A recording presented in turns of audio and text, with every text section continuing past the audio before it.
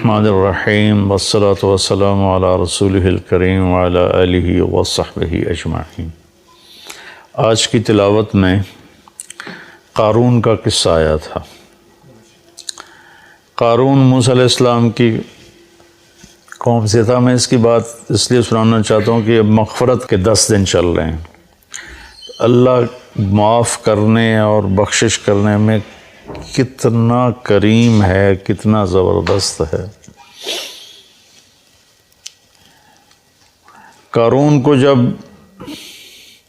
قارون سے جب موسیٰ علیہ السلام نے زکوٰۃ کا مطالبہ کیا تو ان کی زکوٰۃ تھی 10%، 100 میں 10 روپے۔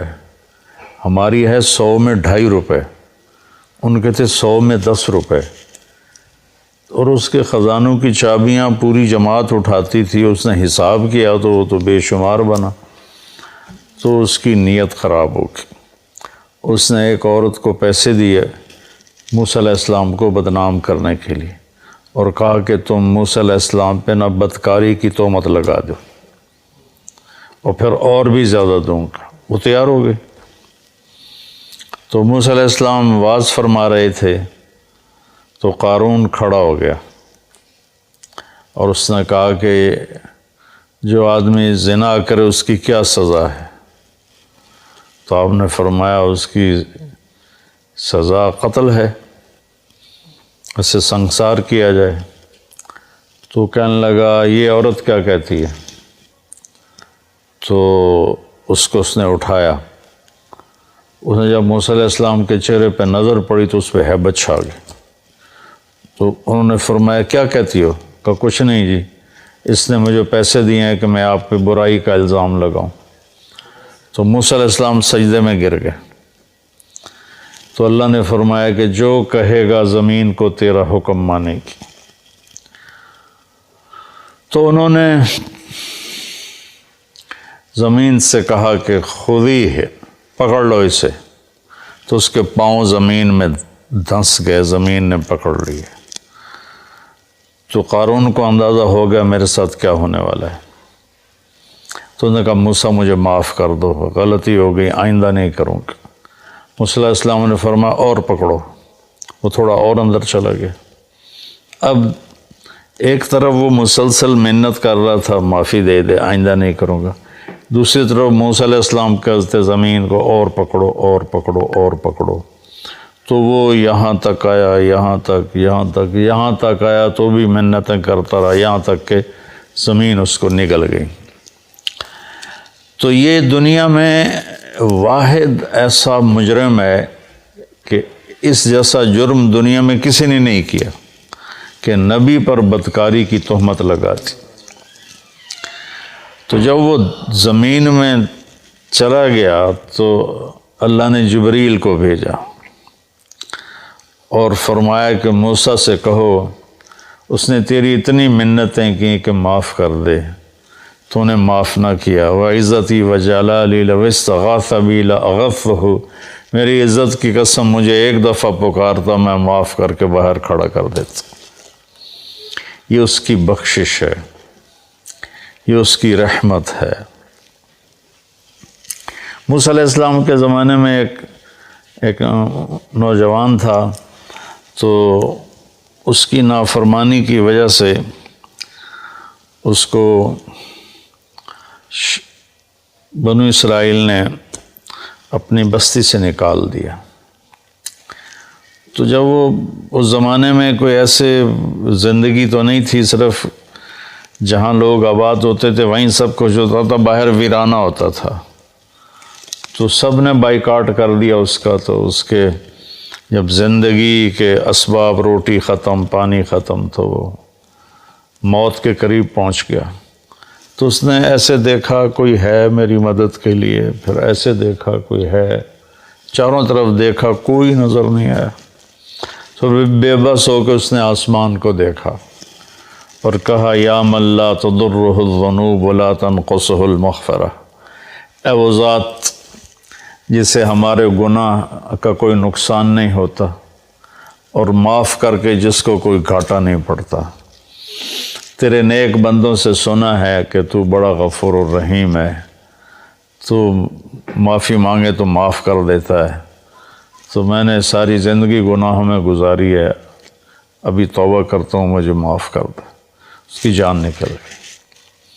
تو اللہ تعالیٰ نے موسیٰ علیہ السلام سے فرمایا میرا ایک دوست ہے جو باہر ویرانے میں مر گیا ہے، جا کے اس کے کفن دفن کا انتظام کرو، اور جو اس میں شریک ہوگا اس کی بھی بخشش ہو جائے گی. تو لوگ شارٹ کٹ ڈھونڈتے ہیں، سب بھاگ پڑے. آگے دیکھا تو وہ بدمعاش جس کو انہوں نے گاؤں سے نکالا تھا، شہر سے نکالا تھا، وہ حیران ہو کر کہنے لگے موسیٰ یہ تو وہی بدمعاش ہے جس کو ہم نے نکالا تھا، اس کی بدمعاشیوں کی وجہ سے. آپ کا رب کہہ رہا ہے جو اس کے دفن میں شریک ہوگا اس کی بخشش ہو جائے گی. جنازہ پہلی امتوں میں نہیں تھا، جنازہ اس امت کو ملا ہے. پہلی امتوں میں نماز جنازہ نہیں تھی، بس غسل، کفن، تدفین. اللہ نے ہمیں اپنے فضل سے یہ دولت نصیب فرمائی، اور اللہ کے نبی نے خوشخبری سنائی 40 آدمی کسی کے جنازے میں جمع ہو جائیں تو اللہ اس کی بخشش کر دیتا. تو یہ آپ کیا کہہ رہے ہو؟ تو موسیٰ علیہ السلام نے اللہ سے بات کہ تیرے بندے تو کہہ رہے ہیں بدمعاش ہے، تو آخی جانا میرا دوست ہے، ولی ہے، چکر کی. تو اللہ نے فرمایا جو یہ کہہ رہے ہیں ٹھیک کہہ رہے ہیں، یہ ایسا ہی تھا جیسے یہ کہہ رہے ہیں. لیکن جب اس پر موت آئی تو اس نے دائیں بائیں دیکھا اور کوئی مدد کے لیے نظر نہیں آیا. پھر اس نے جب میری طرف دیکھا تو مجھے شرم آئی کہ جس کی مدد کے لیے کوئی نہ ہو اور وہ مجھے پکارے اور میں پکار پہ لبیک نہ کہوں. موسیٰ اس نے اپنی بخشش مانگی، میری عزت کی قسم اس وقت پوری دنیا کے انسانوں کی بخشش مانگتا تو میں اس کی طفیل سب کو معاف کر دیتا. یہ اللہ کی مغفرت ہے. مغفرت کے بخشش کے 10 دن چل رہے ہیں کہ اللہ پاک کے بارگاہ میں رحمت سبقت غضبی، عرش کے اوپر لکھا ہوا ان رحمتی سبقت غضبی، میری رحمت میرے غصے سے آگے ہے. قرآن کی ایک آیت ہے نبئ عبادی انی انا الغفور الرحیم وان عذابی هو العذاب العلیم. میرے بندوں کو بتاؤ کہ میں بہت غفور الرحیم ہوں اور میرا عذاب بہت دردناک عذاب ہے. اردو ترجمے میں آپ کو دونوں طرف کی خبر برابر نظر آئے گی، لیکن یہ ایسے ہے، ایسے رحمت کی خبر اس کا وزن یہاں آ رہا ہے اور اس کے مقابلے میں پکڑ کی خبر کا وزن یہاں چلا جا رہا ہے. یہ دونوں برابر نہیں ہیں، یہ ایسے ہیں. اب ہم اس کو تھوڑا تھوڑا کریدتے ہیں. 90 میرے بندوں کو بار بار بتاؤ. 90 اذن باب تفعیل میں تکرار ہوتا ہے، تو اللہ تعالیٰ یہ کہتا اخبر میرے بندوں کو بتاؤ تو ہو جاتی بات. اخبر کی وجہ 90 بار بار سنا ان کو، یہ مجھ سے ڈرے ہوئے ہیں ان کو بار بار سنا. جیسے اذن بار اذان جو کہ بار بار ہوتی ہے تو اذن فی الناس بالحج یاتوک رجالا اذان من اللہ ورسولہ. تو اس پیٹرن پر جو لفظ آتا ہے اس کے اندر تکرار کا مطلب داخل ہوتا ہے. تو میرا اللہ اپنے حبیب سے کہہ رہا ہے بار بار سنا میرے محبوب، بار بار سنا.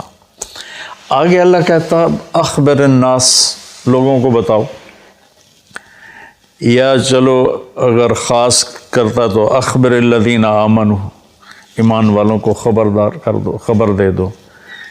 90 کی خوبصورتی الگ ہے، عبادی کی الگ ہے. اللہ نے پوری دنیا کے مشرق مسلم سب کو کہا میرے بندے ہیں، اور کہا میرے بندے ہیں. میرے میں کتنی محبت، میرا لال، میرا بچہ، میرا بیٹا. تو پوری دنیا کے مسلم نان مسلم کو اللہ تعالیٰ ایڈریس کر رہا ہے کہ میرے حبیب آپ کی ذمہ داری ہے کہ بار بار بتلاؤ. انسانوں کو نہیں فرمایا، مسلمانوں کو نہیں فرمایا، میرے بندے یہ سب میرے ہی ہیں. توبہ کر لیں، میں ان تابوا فانا حبیبہم، توبہ کر لیں تو میں ان کا بہترین دوست ہوں۔ تو ایک 90، پھر عبادی کہ یہ میرے بندے ہیں۔ میرے بندے کا کیا مطلب ہے کہ حساب میں نے لینا ہے، تم نے نہیں، تو تم میرے بندوں کو ذلیل نہ کرو، کسی کو حقیر نہ جانو، کوئی اچھا ہے یا برا ہے، کوئی ماننے والا ہے یا نہ ماننے والا ہے، یہاں تک کہ کوئی اللہ کا منکر ہے، تو اللہ تعالیٰ کہتا ہے تمہیں اجازت نہیں دے رہا کہ تم ان کو کسی طرح بھی ذلیل کرو یا حقیر جانو۔ یہ فیصلہ میں نے کرنا ہے، تمہارے اس ہاتھ میں یہ فیصلہ نہیں ہے۔ تو عبادی میں کتنی خوبصورت بات اللہ نے کہی کہ میرے بندے، میرے بندے۔ ماں کے لہجے میں کہتے ہیں نا صدقے، میں تو والی نہیں پہ آمدہ، تو میرے بندے ایک 90، ایک میرے بندے، پھر انی میں بذات خود، انا یقیناً میں ہی کیا ہوں، غفور ہوں، رحیم ہوں۔ انی بات بغیر کسی شک کے ہے، انی انا کی تاکید، پھر یا متکلم کہ میں بذات خود بہت معاف کرنے والا، بہت رحم کرنے والا ہوں۔ غفور بھی مبالغے کا صیغہ ہے اور رحیم بھی مبالغے کا صیغہ ہے۔ اب اللہ نے بتانا تھا کہ میرا عذاب بڑا سخت ہے، تو یہاں 90 نہیں لائے، 90 تو لائے اس کے ساتھ انی انا الغفور الرحیم، اسی کا عطف بنایا وَأَنَّ عَذَابِي، وہاں ہے انی، یہاں ہے عذابی، وہاں ہے انا، یہاں ہے ہوا۔ ایک غائب ہے، ایک حاضر ہے، فرق ہوتا ہے کہ نہیں؟ ابھی آپ میری بات براہ راست سن رہے ہو تو آپ پر ایک اور تاثر ہے، آپ جا کر میری بات آگے کسی کو نقل کرو گے تو سارا تاثر اس میں سے نکل جائے گا، صرف خبر منتقل ہوگی، تاثر منتقل نہیں ہوگا، چونکہ دیکھنے سے ایک اثر پیدا ہوتا ہے۔ تو جب اللہ نے اپنی رحمت کو بتایا تو اپنے آپ کو سامنے کھڑا کر دیا کہ یہ میں تمہارا رب ہوں، تمہارے سامنے ہوں، میں بہت مہربان ہوں، رحم کرنے والا ہوں، معاف کرنے والا ہوں۔ سبحان اللہ، کیا خوبصورت اللہ تعالیٰ۔ اس لیے میں علماء سے کہتا ہوں اللہ کی رحمت کو زیادہ بتاؤ، اپنے لہجوں میں کڑواہٹ پیدا نہ کرو، اپنے لہجوں میں شدت پیدا نہ کرو، اپنے آنے والے مجمع کو ڈانٹ ڈپٹ کے انداز میں مت بات کرو، محبت کے انداز میں، نرمی کے انداز میں بات کرو۔ تو ایک چوکٹ میں اللہ تعالیٰ کہہ رہا ہے میں بذات خود بہت مہربان ہوں۔ اب ہم آگے چلتے ہیں وَأَنَّ عَذَابِي، وہاں بھی انا، یقیناً کوئی شک سے بالا تر نہیں کہ میرا عذاب، مضاف مضاف الیہ ایک دوسرے سے جدا چیز ہوتے ہیں۔ میری کتاب، کتاب اور ہے، میں اور ہوں۔ میری ٹوپی، میں اور ہوں، ٹوپی اور ہے۔ اور انی تو بذات خود ہے، اور عذابی، عذاب اور الگ چیز ہے، اللہ الگ چیز ہے۔ عذاب الگ چیز ہے، اللہ الگ چیز ہے۔ ان عذابی ہوا، پھر اس عذاب کو بھی دور کر دیا، او جڑا کھا خیالے تے بیٹھا ہے، وہ بہت دردناک عذاب ہے۔ هو العذاب العلیم، یہاں دو صفتیں نہیں لائے، الغفور الرحیم، یہاں ایک لائے ہیں العلیم، اور وہ بھی عذاب کی صفت ہے، اپنی نہیں بنائی۔ تو اللہ تعالیٰ معاف کرنے کے عنوان کو قرآن میں زیادہ طاقت سے بولتا ہے، اور پکڑنا بھی ہے۔ اس نے آخر شمر اور حسین کا فیصلہ نہیں کرنا، اس نے تو پکڑ بھی ہے اس کی، فرعون اور موسیٰ کے درمیان فیصلہ نہیں کرنا اس نے، تو پکڑ بھی ہے، لیکن پکڑ کو اللہ اتنی شدت سے نہیں بتاتا جتنی طاقت سے اللہ اپنی رحمت کو بتاتا ہے۔ تو میرے بندوں کو بتاؤ، بار بار بتاؤ کہ میں بذات خود تمہارے سامنے کہہ رہا ہوں کہ میں بڑا مہربان، اور پھر ہاں وہ جو میرا عذاب ہے نا وہ جو میرا عذاب ہے او تو لمبے تو پار ٹپا چھڑے وہ جو میرا عذاب ہے نا وہ بڑا دردناک عذاب ہے. سبحان اللہ. سوچو خوشخبریاں سناؤ، اللہ کی رحمت سے لوگوں کو قریب کرو. ایک ٹی وی کے ایکٹر تھے بڑے پرانے، تو وہ مجھے ملنے آئے، کہنے لگے میں آپ سے اس لیے ملنے آیا ہوں کہ آپ اللہ سے ڈراتے نہیں، آپ اللہ سے ملاتے ہیں. کہ میں مولویوں سے نہیں ملتا ہوں لیکن آپ سے ملنے آیا ہوں کہ آپ اللہ سے ڈراتے نہیں ہو، آپ اللہ سے ملاتے ہو، آپ اللہ کی طرف بلاتے ہو. کتنے راستے میں لوگ ملتے ہیں، جہاز میں پھر یہ آپ کے بیان سن کے بخشش کی امید لگ گئی، ورنہ ہم تو سوچ رہے تھے کہ ساڑھی بخشش کوئی نہیں. بخشش کی امید لگ گئی، جنت کی آس لگ گئی. تو مغفرت کا اللہ تعالیٰ کو اتنا پسند ہے کہ اللہ کے نبی کا فرمان ہے اگر تم سارے نیک بن جاؤ، گناہ کرنے چھوڑ دو، تو اللہ تم سب کو موت دے کے جنت میں ڈال دے گا، اور ایک ایسی قوم پیدا کرے گا جو گناہ کر کے روئیں گے اور معافی مانگیں گے، پھر اللہ خوش ہو کے انہیں معاف کرے گا. معاف کرنا اللہ کو ایسا پسند ہے. اللہ کی طرف سے جو اپنے بندوں کے لیے رحیم، ارحموا من فی الارض یرحمکم من فی السماء، تم زمین والوں پہ رحم کھاؤ اللہ تم پہ رحم کھائے. دوسرا آیا سورہ وہ کیا ہے عنکبوت میں، احسب الناس ان یترکوا ان یقولوا آمنا وہم لا یفتنون، کہ کلمہ پڑھنے کے بعد تم آزمائے نہ جاؤ، یہ خیال دل سے نکال دو. وَلَقَدْ فَتَنَّ الَّذِينَ مِن قَبْلِكُمْ فَلَيَعْلَمَنَّ اللَّهُ الَّذِينَ صَدَقُوا وَلَيَعْلَمَنَّ الْكَاذِبِينَ. تو اللہ تعالیٰ یہاں پوری آیت کا خلاصہ یہ ہے کہ اللہ فرما رہے ہیں کہ جب تم مجھے مانو گے نا کہ ہاں ہم مان گئے تو ایک اکیلا ہے، تیرا کوئی شریک نہیں، اور محمد صلی اللہ علیہ وسلم تیرے رسول ہیں، تو پھر میں تمہیں آزماؤں گا. اس کے لیے جو لفظ استعمال کیا نا وہ ہے فتنہ، یفتنون. فتن کہتے ہیں سونا پگھلانا، فتان عربی میں سنار کو کہتے ہیں، گولڈ سمتھ جس کو ہم انگریزی میں کہتے ہیں، سنار کو عربی میں فتان کہتے ہیں، سونا کو پگھلانے والا. بعض چیزوں کی میل کچیل دور ہو جاتی ہے پانی سے، پیٹرول سے صاف ہو جاتے ہیں. بعضی چیزیں ایسی ہوتی ہیں جن کے میل اندر گھسی ہوتی ہے، وہاں پانی نہیں پہنچتا، پیٹرول نہیں پہنچتا، اس کو پھر پگھلانا پڑتا ہے. جو دھاتوں کے اندر میل ہے وہ پانی سے نہیں دھلتی.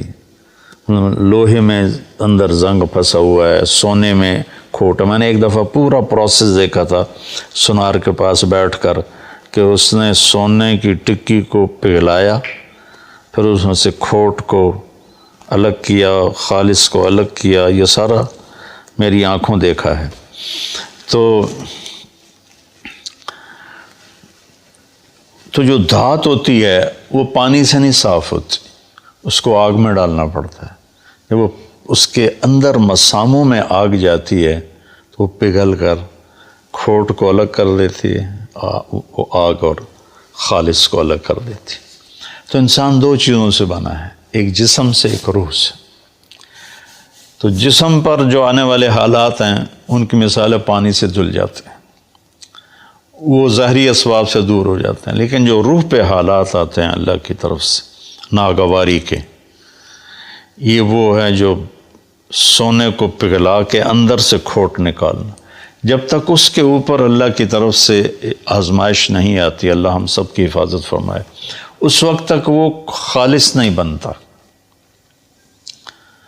جب تک وہ اس بوجھ کو برداشت نہیں کرتا اللہ کی رضا کا، وَإِذْ زَاغَتِ الْأَبْصَارُ وَبَلَغَتِ الْقُلُوبُ الْحَنَاجِرَ وَتَظُنُّونَ بِاللَّهِ الظُّنُونَ هُنَالِكَ ابْتُلِيَ الْمُؤْمِنُونَ وَزُلْزِلُوا زِلْزَالًا شَدِيدًا۔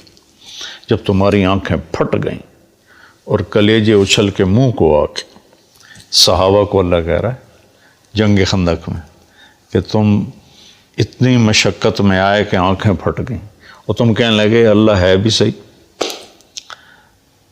متی نصر اللہ الا ان نصر اللہ قریب۔ تو یہ دنیا آئیڈیل ہوم نہیں ہے۔ لوگ اسے آئیڈیل ہوم بنانے کے چکر میں بڑے بڑے محل بناتے ہیں، بڑی بڑے آرام کی شکلیں بناتے ہیں، اپنے آپ کو تسکین دینے کے لیے کروڑوں اربوں ڈالر کی کشتیاں بنواتے ہیں، اس میں بیٹھ کے وہ سمندر کی سیر کو نکلتے ہیں، لیکن 100 بار چمن مہکا 100 بار بہار آئی، دنیا کی وہی رونق، دل کی وہی تنہائی، اندر وہ خالی ہوتا ہے، وہاں کچھ ضرب لگانے کی ضرورت ہے۔ وہ جب آدمی اللہ کی اطاعت میں اپنے آپ کو جما کے چلتا ہے اور اس کے روح پر حالات آتے ہیں تو وہ پھر ایسے نکھر کے صاف ستھرا ہو کے، کیونکہ جنت صاف ستھرے لوگوں کی جگہ، اس لیے جو ایمان والے کبیرہ گناہ کرتے مر گئے ان کو جہنم میں ڈال کے پگھلایا جائے گا، کھوٹ ان کا نکالا جائے گا، کھوٹ نکال کے پھر جب وہ خالص ہو جائیں گے پھر جنت میں ڈال دیا جائے گا۔ غریب کا سال بھر کا روزہ مل کر افطار کروائیں۔ اس رمضان مولانا طارق جمیل فاؤنڈیشن لا رہی ہے تقسیم رحمت رمضان راشن پروگرام۔ تقریباً 3000 مستحقین کے گھر راشن پہنچانے میں ہمارا ساتھ دیں۔ صرف 4200 روپے میں آپ بھی کسی کی مسکراہٹ کا سبب بن سکتے ہیں، تو جلدی کیجیے۔ مولانا طارق جمیل فاؤنڈیشن، اکاؤنٹ نمبر 127101044100786، میزان بینک، تلمبا برانچ۔